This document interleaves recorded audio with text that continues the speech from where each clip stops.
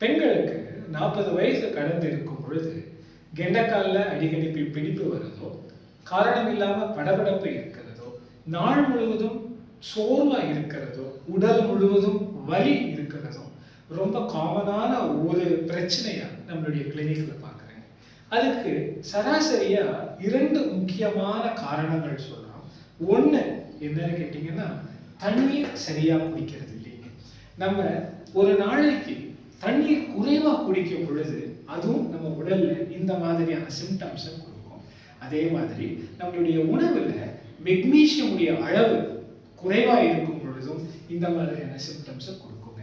அதனால உங்களில் யாருக்காச்சும் மேற்கூறிய தொந்தரவுகள் இருந்தா முதல்ல தண்ணீர் குடிக்கிறத சரி பண்ணிக்கோங்க. 2வது மெக்னீசியம் உடைய அளவை சரி பண்ணிக்கோங்க. மேற்கொண்டு ஏதாவது சந்தேகங்கள் இருந்தால் கமெண்ட்ஸ்ல சொல்லுங்க. நம்ம சேனலை தொடர்ந்து பாருங்க.